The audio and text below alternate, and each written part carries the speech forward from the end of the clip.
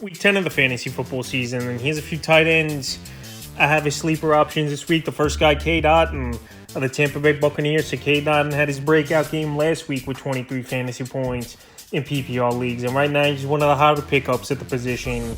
Added in 11% of fantasy leagues, but still out there right now in 84% of fantasy leagues. So the last 3 weeks, Dotton's had 8 or more fantasy points in PPR leagues. Week 7 versus Atlanta, 5 catches, 43 yards. Week 8 at the Buffalo Bills, in that one, 4 catches, 27 yards, a 2-point conversion.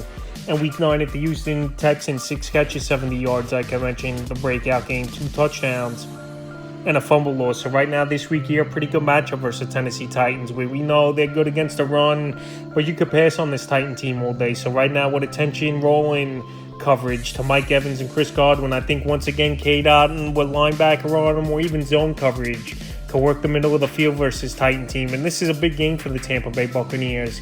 After losing 4 in a row, after they got off to a 3-1 start on the season. So if they lose this game, 3-6 isn't going to look good for their chances to do anything this season. So right now, with all those factors, I think K. Dotton once again could go in there and have a good game. And he's definitely a sleeper option this week. The next tight end is Irv Smith Jr.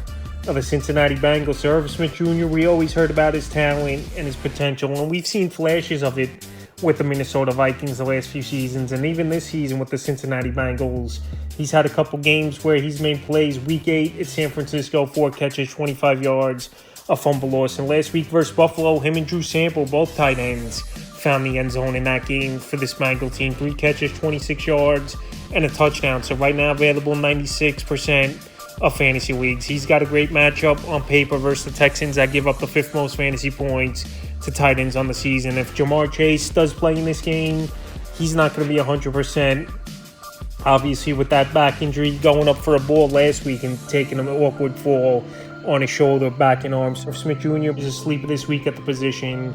Like I said, he's had a lot of potential in his career, but always injuries and just not opportunity have been there as well. So this week, with a matchup versus Houston, like I mentioned, he could possibly find the end zone in this one and be a sleeper option. And the third and final tight end I have as a sleeper this week, Chig Okonkwo of the Tennessee Titans. So now the Titans, they've turned to Will Levis for the remainder of the season. After the last 2 weeks, I think Will Levis definitely has something, and at this point, he's a better quarterback than Ryan Tannehill. So Chig Okonkwo last season had some breakout games towards the end of the season. Right now, available in 74% of fantasy leagues. In the last 2 weeks, obviously, with Levis in the lineup, his numbers have improved a little. I'm not saying they're great numbers, but at least it's been something. 4 catches, 23 yards, week 8 versus Atlanta.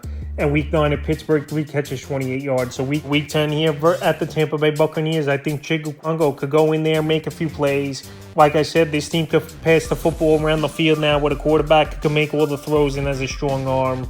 And right now, while Okonkwo's out there in tons of fantasy leagues, he's definitely a sleeper option this week. So that's a few tight ends I have as sleepers for week 10 of the fantasy football season.